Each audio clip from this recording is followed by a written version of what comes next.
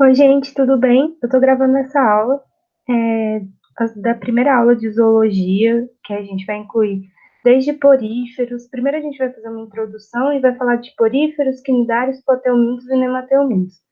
Eu sei que muitos de vocês já assistiram essas aulas, mas como eu tive um problema com energia na minha casa, a aula de plateumintos e nemateumintos não foi possível terminar, mas eu resolvi gravar todas as aulas porque eu sei que gerou algumas dúvidas, porque é um conteúdo um pouquinho complicado. Então, nessa primeira aula, a gente vai falar da introdução, vai falar de poríferos, e eu vou fazer mais 3 vídeos para falar de quinidários, plateumintos e nemateumintos, beleza? Então, vocês já estão para vocês já está sendo apresentado, e aí eu vou mostrar para vocês, a gente vai iniciar a aula. Bom, então, a aula é sobre zoologia, então a gente vai falar do estudo dos animais.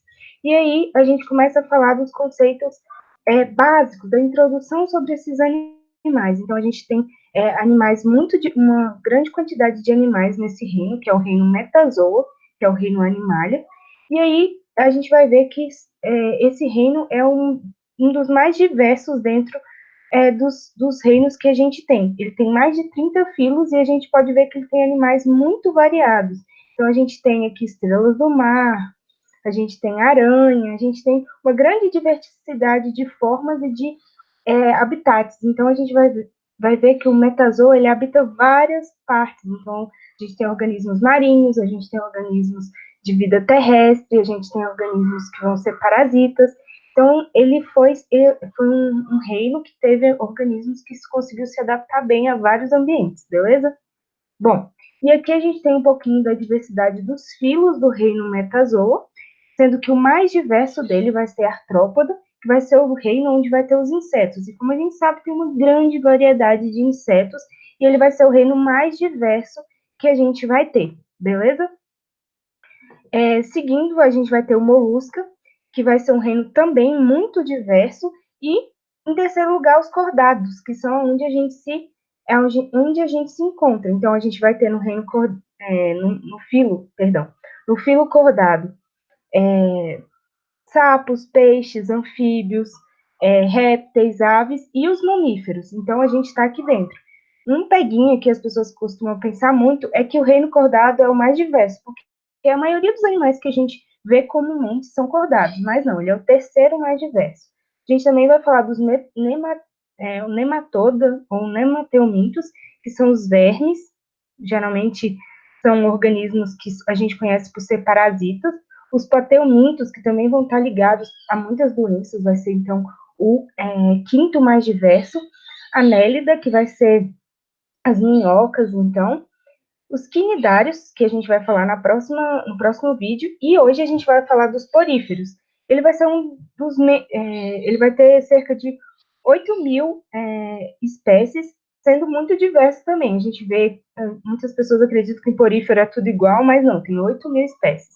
E por último, os equinodermatas, que são as estrelas do mar, beleza? Bom, antes da gente começar a falar dessa diversidade de animais, a gente vai falar de algumas características que são comuns entre todos eles. Então, todos os animais que estão dentro do reino Animalia, ou também chamado de metazoa, são eucariontes. O que são organismos eucariontes? Ou eucarióticos, né? Ou eucariotos. São organismos que têm esse tipo de célula aqui, com essa carinha. Então, vai ser organismos que têm uma célula que vai ter uma carioteca envolvendo o núcleo, vai ter uma série de organelas, mitocôndria, um monte de organelas que você já tem visto nas últimas aulas, beleza? Bom, eles também vão ser multicelulares. O que é um organismo multicelular? Como o próprio nome diz, é um organismo que tem muitas células. Ele não vai ser composto como uma bactéria, que é um organismo composto de uma célula só. Eles vão ter muitas células e elas vão formar, na maioria deles, vão formar tecidos. Qual vai ser o único organismo que não vai ser formado por órgãos e tecidos verdadeiros? Vai ser os que a gente vai falar hoje, que são os poríferos. Eles vão ser os únicos que não vão formar tecido verdadeiro, beleza? Mas eles, mesmo assim, são multicelulares. E os animais do reino metazoa também são heterotróficos por ingestão. O que é isso? Eles são, como o próprio nome diz, heterotróficos, eles não produzem o seu próprio alimento, então eles precisam de outros organismos para obter o seu alimento. Por ingestão é porque eles precisam se alimentar, eles precisam comer outros organismos, se alimentar de outros organismos. Aqui a gente tem esse esquilinho bonitinho comendo esse milho, então eles precisam se alimentar para obter energia. Outra característica presente em todos os organismos do reino animalia vai ser o glicogênio como reserva. O que é isso? Essa cadeia aqui de polissacarídeos que vai ser utilizada como reserva. Então, os animais vão armazenar alimento. Então, eles se alimentam, aqui eles são heterotróficos, e eles utilizam esse glicogênio para armazenar como reserva a energia que eles não utilizaram na hora da ingestão. Então, eles comem, utilizam energia e armazenam. A gente vai ver que a maioria dos animais lá, principalmente os animais, os mamíferos, por exemplo, eles vão armazenar esse glicogênio no fígado. Outros animais vão armazenar esse polissacarídeo em outras células dentro do seu corpo, beleza? Bom, todos eles vão ter fase de blástula. O que é isso? A gente falou da blástula lá quando a gente estava falando de êmbrio. Então, vai ser aquela fase em que você vai ter uma célula, você vai ter um conjunto de células que vai formar uma bolinha oca, que vai ter a blastoderme e a blastocele. Não sei se vocês lembram disso da outra aula, beleza? E aí, com essa formação da blástula, eles vão ter a formação de, no mínimo, ectoderme e endoderme. A gente vai falar um pouquinho mais sobre isso. Outra coisa que a gente tem que revisar sobre isso é sobre os folhetos embrionários, que a gente também falou na aula de embriologia. O que são os folhetos embrionários, então? Vão ser os folhetos, que vão ser o ectoderme, mesoderme e endoderme, que vai se diferenciar lá na fase de gástrula. Então, aqui a gente tem uma gástrula, que aí a gente vai ter o blastóporo, que a gente vai ver que ele também é muito importante, e ele vai formar a endoderme, que vai ser essa parte mais interna do tecido. Então, endo vem de dentro, então vai ser o tecido, um conjunto de células mais interno dentro da gástrula. A mesoderme, então, meso no meio, então vai ser o conjunto de células que vai estar entre a ectoderme e a endoderme, e a ectoderme, ecto de fora, então é o conjunto de células que vai dar origem à porção mais externa da gástrula, beleza? Então, esses são os 3 folhetos embrionários. Bom, tem organismos que não formam folhetos embrionários e que não vai dar origem, como eu falei para vocês, a um sistema de órgãos, aqui, quando eu falei para vocês aqui, geralmente com tecidos e órgãos. Tem organismos, como os poríferos, que eles não vão ter a formação dessa gástrula aqui. Então, eles não vão ter ectoderma, mesoderma e endoderma, beleza? Então, a gente dá a esses organismos nomes de ablásticos, porque eles não formam a gástrula. Então, eles vão ser ablásticos. Então, eles não vão formar, então, esses folhetos embrionários. Bom, a gente também vai falar de organismos diblásticos, que vão ser organismos que só vão formar a ectoderme e a endoderme, e aí a gente vai ver que nos quinidários, por exemplo, essa endoderme e ectoderme vai se diferenciar formando a epiderme e a gastroderme. A gente vai falar disso na próxima aula, quando a gente for falar de quinidário. Mas o que vocês têm que entender é que durante o desenvolvimento embrionário desses organismos, eles só vão ter a formação de 2 folhetos embrionários, por isso diplásticos. Então, eles vão formar só a ectoderme e a endoderme. E, por último, todo o resto da diversidade de animais do reino animalia, dos metazoa, vão ser triblásticos, vai ter a formação, então, dessa gástrula bonitinha, como eu estou mostrando para vocês, com ecto, meso e endoderme, beleza? E aí, aqui a gente tem que esses folhetos embrionários vão dar origem a diferentes tecidos e órgãos dentro do organismo. Então, aqui, por exemplo, a gente tem alguns tecidos e órgãos que eles vão dar origem. Para mais informações, olhem a aula de êmbrio, porque na aula de êmbrio a gente fala detalhadamente sobre isso aqui, beleza? Bom, continuando a falar das características, então, do reino metazoa, eles podem ser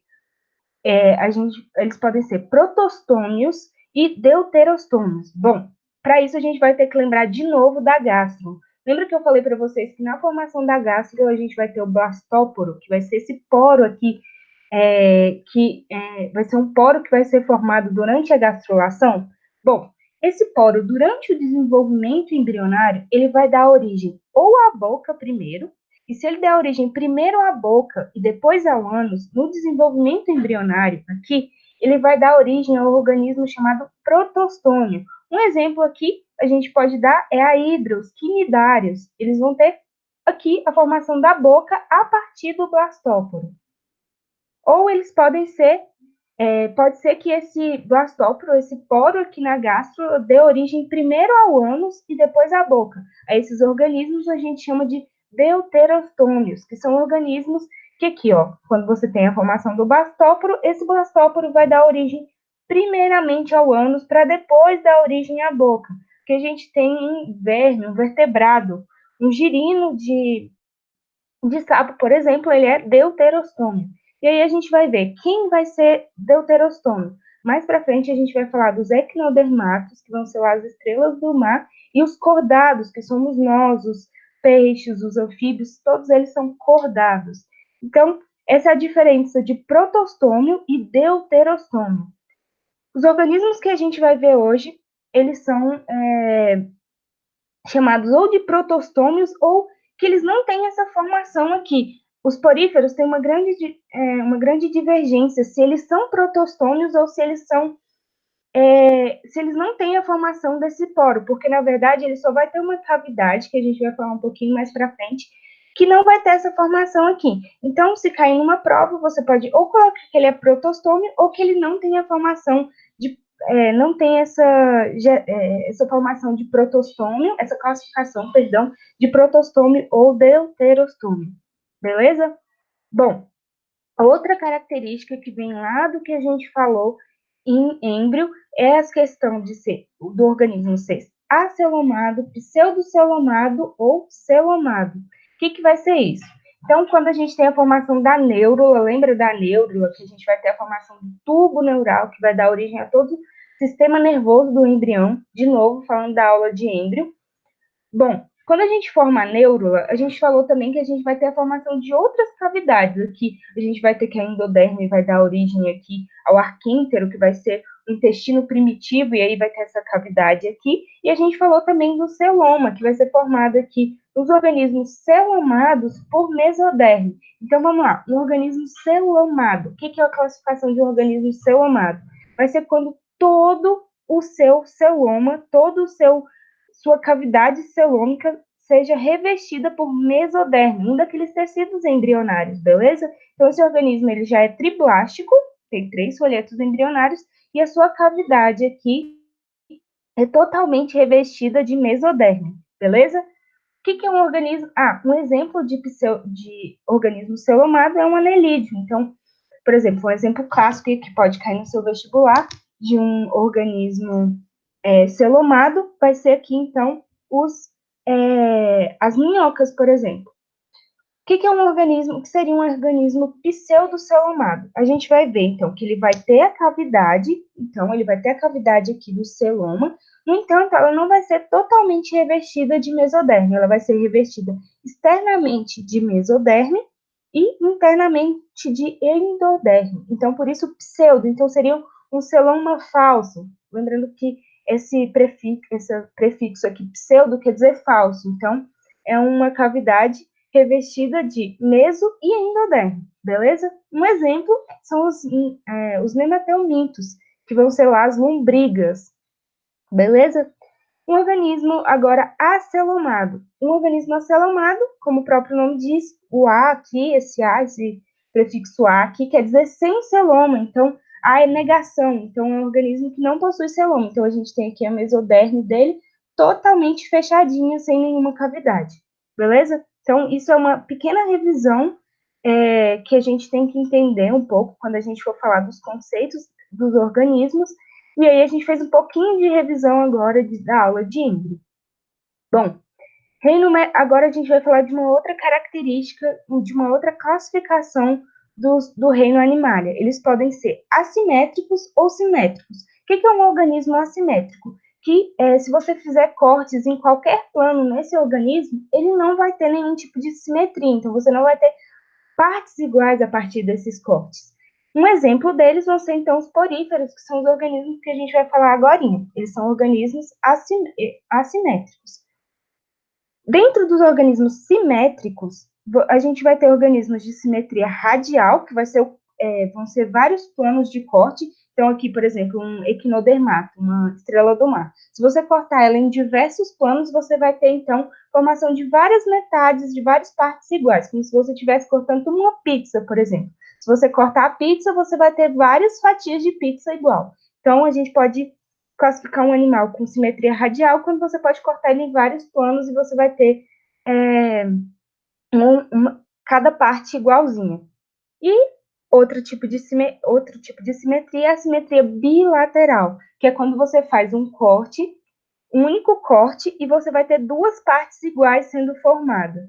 Sendo ele um corte, por exemplo, aqui na vertical. Aqui, você vai ter, por exemplo, o corte dessa borboleta aqui.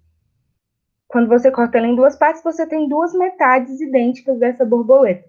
A gente vai ver durante a aula os outros organismos que têm esse plano de corte. Então, isso é só para deixar mais claro. E durante a aula, a gente vai falar um pouquinho mais sobre esses planos de corte também. Bom, aqui a gente tem um cladograma mostrando uma grande diversidade aqui dos filos do metazoa. Então, lembrando aqui que nesse cladograma a gente vai ter a ancestralidade comum dos organismos, como a gente viu quando vocês estavam vendo a parte de evolução, vocês viram que Darwin diz que a gente tem um ancestral comum. E aí eles acreditam que o ancestral comum de todos os mamíferos, de todos os metazoa, seja então um protista ancestral flagelado. E aí esse protista ancestral ele sofreu uma série de mutações que são mutações que ocorrem casualmente, não é uma coisa nada direcionada ou programada. E uma dessas primeiras mutações que teve um sucesso evolutivo foi a multicelularidade. Como eu falei para vocês, todos os organismos são multicelulares. Então, esse protista flagelado era unicelular, sofreu multicelularidade e depois o desenvolvimento embrionário em pelo menos mórula e blástula. Como eu falei para vocês, todos os organismos têm a formação de pelo menos blástula, e isso deu sucesso evolutivo para eles, e aí a gente tem grande diversidade de organismos. E aí a gente tem que falar primeiro dos parazoa, que são os organismos filtradores, são os organismos mais simples que a gente tem, são os organismos que a gente tem, que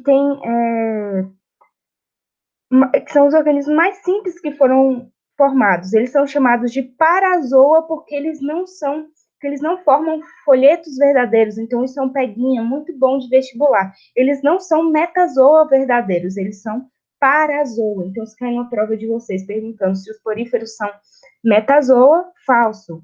Eles são parazoa, beleza? E eles vão se alimentar por filtração. A gente vai ver um pouquinho disso sobre isso na aula, beleza? Bom, depois da formação desses poríferos que se desenvolveram e são organismos muito bem sucedidos, inclusive, como a gente viu, tem cerca de 8.000 espécies, a gente teve outro processo evolutivo que deu muito certo, que foi a gastrulação, que é quando a gente tem, então, a formação de organismos com tecidos embrionários. E a gente vai ter organismos diblásticos, quando eu falei para vocês, organismo diblástico é que tem a formação da ecto e endoderme. Então, aqui os quinidários, a gente vai falar sobre eles. E a gente tem um representante que muita gente conhece, que é a água-viva, por exemplo. Ele é um exemplo de quinidário, a gente vai falar um pouquinho sobre eles. Como eu disse para vocês, a gente vai ter depois a formação de organismos com os 3 folhetos embrionários e que vai ter simetria bilateral, que é aquele corte único. E aí eles vão se desenvolver em organismos protostômios, no qual a gente vai ter a formação a partir daquele blastóporo, primeiro na boca e depois no ânus, e aí a gente vai ter organismos acelomados, os proteomintos, pseudocelomados, os nemateumintos, ter organismos celomados, e aí a gente vai ter molusca, anelídea, a gente vai falar de toda essa diversidade de organismos. E a gente vai ter, dentro dos organismos celomados também, organismos deuterostômios, que vão dar origem primeiro ao ânus e depois à boca. Quem são exemplos deles? Equinodermatos, que vão ser aqui a estrela do mar, como eu falei, e os cordados, que vão ter notocorda. A gente vai falar disso também mais para frente. O que eu quero que vocês se lembrem disso aqui é que, a partir dessas diversas classificações aqui que a gente fez, os organismos foram divididos, foram colocados em filos diferentes, beleza?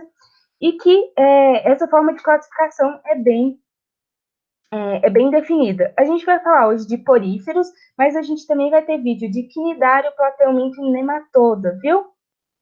Bom, então a gente vai falar primeiro dos poríferos, ou parazoa, não se esqueçam, eles não são metazoa, eles são parazoa, ou também conhecidos como esponjoários. Vocês podem encontrar esses 3 nomes nos vestibulares aí. E aí, quando a gente fala disso, a gente lembra daquele desenho que muita gente assistiu aqui na infância, do Bob Esponja. Então, o Bob Esponja seria um porífero, um exemplo de porífero. Claro que com muitas diferenças, né? Aqui ele tem olho, tem boca, e a gente vai ver que um porífero, de verdade, ele é formado por diversas células, e a forma de alimentação dele é filtração. Então, a gente vai estudar cada célula delas, coanócitos, a gente vai entender muito sobre esse organismo. Mas antes disso, a gente vai falar um pouquinho das características, vamos dizer assim, mais básicas dele. Então, ele vai ter um corpo com poros microscópicos. Então, aqui, ó, nessa parte do corpo deles, vai ser cheio de poros microscópicos. Então, aqui a gente tem um monte de poros, mas que a gente não consegue ver. Eles não formam tecido verdadeiro, então parazoários, porque não formam tecido verdadeiro, e são ablásticos. Lembra que eu falei para vocês? Não vai ter formação da gástrula lá, então eles não vão formar ectoendo e mesoderme, beleza? Simetria, ele vai ser assimétrico, tá faltando um S aqui, mas ele vai ter simetria, eles vão ser assimétricos, não importa a forma que eu corte, você não vai ter a formação de partes iguais desse animal aqui. Aí aqui é para mostrar para vocês, tá vendo esse gifzinho? Mostrando um cara colocando algum tipo de corante na água e que esse corante consegue passar para dentro do corpo e sai aqui nessa cavidade maior, nessa boca. A gente vai ver que essa boca aqui também tem nome, beleza? Então aqui é só para mostrar que eles têm realmente os poros microscópicos, que são muito importantes para filtração. A gente vai entender um pouquinho mais sobre isso. Eles são aquáticos, sempre marinhos ou de água doce, não tem organismos que vivem na água, são sésseis. O que é um organismo séssil? É um organismo que está preso a um substrato, então eles não saem, eles não conseguem se movimentar. E como eu disse para vocês, são filtradores. Então, o que é um organismo filtrador? Vamos pensar aqui num zooplâncton, por exemplo.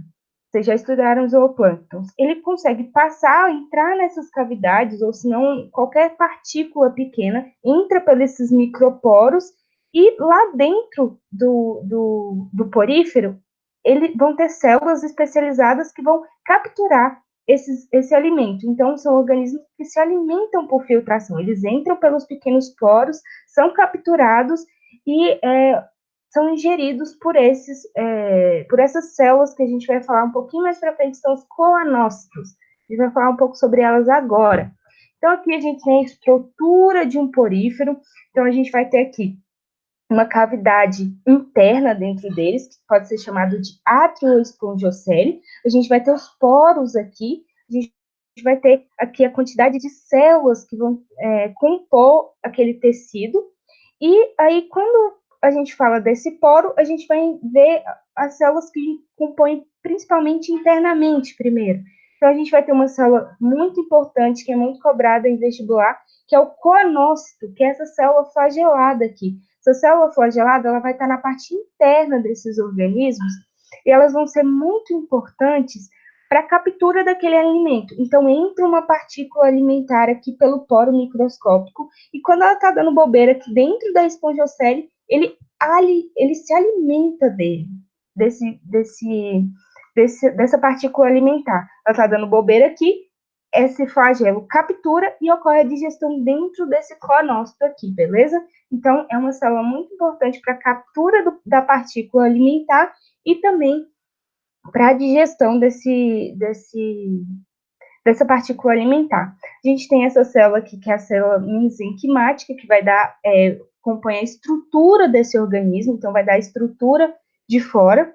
A gente vai ter os amebócitos, que são células muito importantes também, quando a gente fala que elas são células totipotentes, são células que vão ser capazes de se transformar em novas células. Então, é uma célula que tem potencial para dar origem a um coanócito, caso um desses morra. Então, é uma célula tronco, vamos dizer assim, bem entre aspas, dessa célula, desse porífero.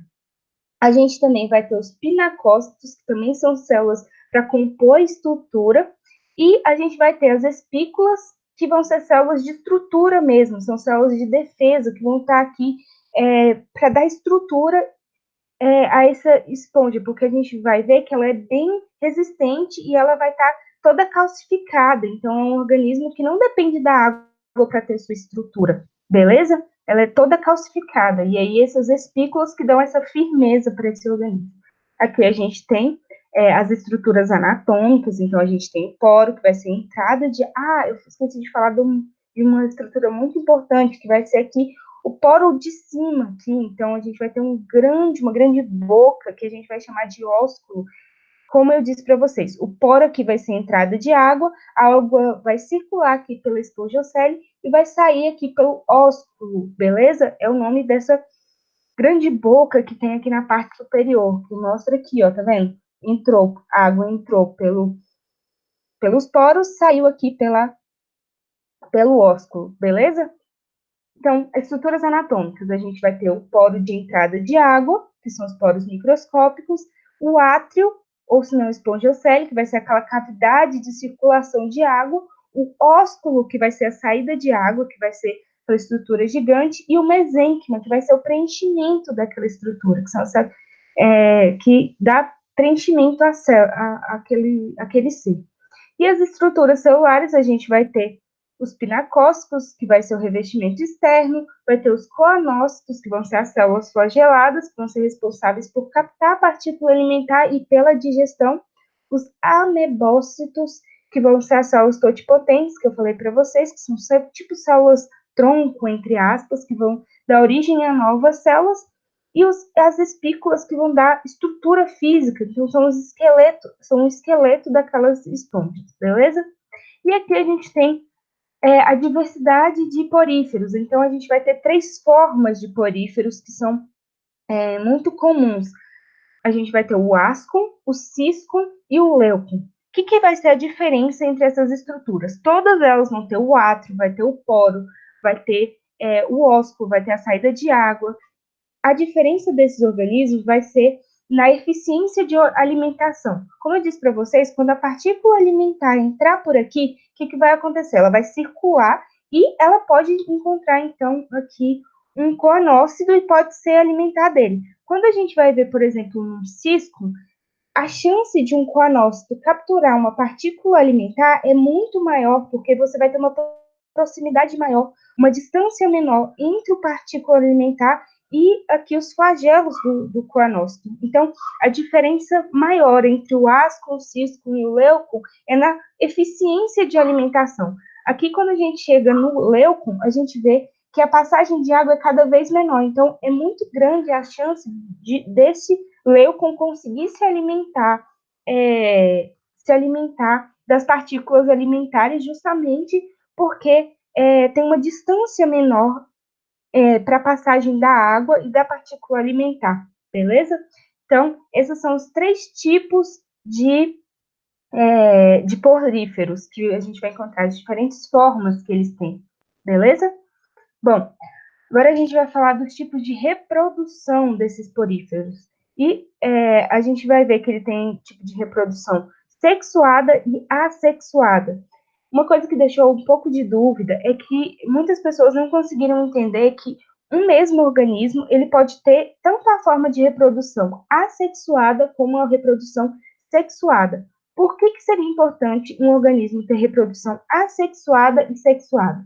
Como eu disse para vocês, a esponja ela é um organismo séssil, então ela não consegue se movimentar para próximo de outros organismos. Então, essa esponja aqui, por exemplo, ela está sozinha. ela está no mar, né, ou na água doce, e está sozinha. E chega o período reprodutivo dela. Ela não encontra nenhum um outro organismo para se reproduzir, mas ela quer se manter no ambiente. Todo ser vivo, ele busca se manter no ambiente. Então, ele desenvolveu um tipo de reprodução assexuada, no qual ele não precisa de outro organismo para se reproduzir. Então, ele, por exemplo, surge um novo broto a partir daquelas células, e esse broto vai ser um novo indivíduo. Então, formam dois indivíduos diferentes, beleza? A partir disso. Por isso, a reprodução é assexuada. Claro, esse organismo, se ele tivesse outros organismos próximos, eles poderiam fazer reprodução sexuada, como a gente vai ver um pouquinho mais para frente.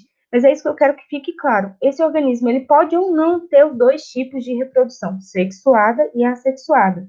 Outro tipo de reprodução assexuada vai ser a fragmentação. Então, por exemplo, se essa esponja se fragmentar inteira aqui, se, por exemplo, acontecer algum acidente, ela se quebrar inteira, podem, a partir dessas células, surgir várias outras esponjazinhas.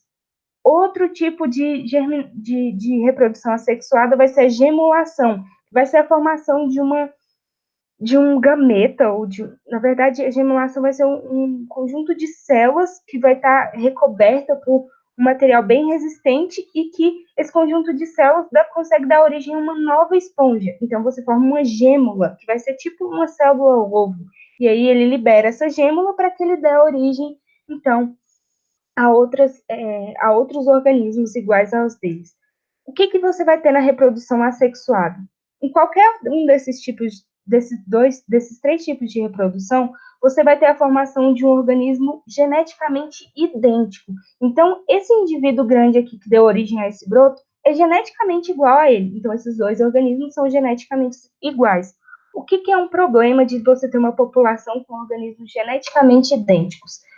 Caso você tenha alguma perturbação nesse ambiente, como você não tem variabilidade genética, o que vai acontecer? Todos os organismos podem morrer daquela população. Então, esse é um grande problema de não haver variabilidade genética. A gente vai ver um pouquinho disso quando a gente estiver falando de ecologia, mas é só para deixar isso claro. Reprodução assexuada vai ter organismos geneticamente idênticos. Anotem isso, viu, galera? Bom, aqui a gente tem um gifzinho mostrando a formação de brotos. Então, você vai ter a formação de um broto a partir de um organismo adulto, e esse broto vai dar origem a outros organismos, beleza? Geneticamente idênticos, como eu disse. Bom, esses poríferos, então, aquele porífero, ele também pode ter reprodução assexuada. E aí a gente entra em um conceito muito legal, que é dioicos e monóicos. Isso vocês têm que levar para a vida de vocês. O que é um organismo dioico? Vai ser um organismo que vem do grego duas casas. Então, você vai ter organismos separados com gametas diferentes. Então, você vai ter um organismo, um porífero, que vai ter um espermatozoide, e você vai ter um outro porífero que vai ter o gameta óvulo, o óvulo, né? Vai ser o organismo que tem o óvulo. E você tem os organismos monóicos. Monóicos vem do grego uma casa. Então, são organismos hemafroditas, que no mesmo porífero você vai ter o espermatozoide e o óvulo, beleza? Bom, também existe uma grande diversidade de poríferos e eles podem ou não ser monóicos ou dioicos, beleza? Quando eles são monóicos e dioicos, independente disso, você vai ter a formação de indivíduos diferentes. Mesmo vindo da mesma casa, o gameto e o espermatozoide, ele vai dar origem a um organismo diferente daquele da mãe. Isso aqui é um pouquinho estranho de entender isso, mas é porque a junção do material genético vai dar origem a organismos diferentes, beleza? Que não são geneticamente idênticos à mãe. E nessa reprodução sexuada, eles podem ter fecundação interna. Então, como a gente vê aqui, a gente vai ter essa esponja aqui, que vai ter o espermatozoide, ele libera o espermatozoide, vai entrar pelo poro de uma outra esponja e vai fecundar o óvulo que está aqui. A partir desse óvulo, você vai ter formação de uma larva, essa larva vai ser liberada, então, vai ser liberada e vai se fixar no substrato. Isso é uma fecundação interna, porque aconteceu dentro do corpo daquele porífero. E o desenvolvimento pode ser direto, que você vai dar origem a um organismo idêntico àquele que foi criado. Então, aqui a gente tem, de novo, mostrando aquele mesmo esqueminha. Você tem aqui um organismo dioico, então você vai ter um organismo que dá os espermatozoides e o organismo que dá o óvulo. Esse espermatozoide vai sair aqui pelo ósculo daquela esponja adulta e vai entrar aqui pelo poro e fecundar esse óvulo. O que vai acontecer? Esse óvulo vai sofrer uma série de mitoses, vai liberar uma larva aqui pelo ósculo. Essa larva, ela vai se desenvolver, vai se fixar no substrato e vai dar origem, vai se fixar no substrato aqui, vai sofrer essa metamorfose para dar origem a um novo porífero geneticamente diferente desse aqui, beleza? Bom, aqui a gente tem acontecendo esse processo. Então, a gente tem a formação da larva, essa larva cai no substrato e se desenvolve, beleza? Então, é um gifzinho mostrando a larva saindo pelo ósculo e formando um novo indivíduo. Bom, na próxima aula a gente vai falar sobre os quinidários ou selenterados e eu espero vocês, se vocês quiserem continuar vendo esses vídeos, beleza?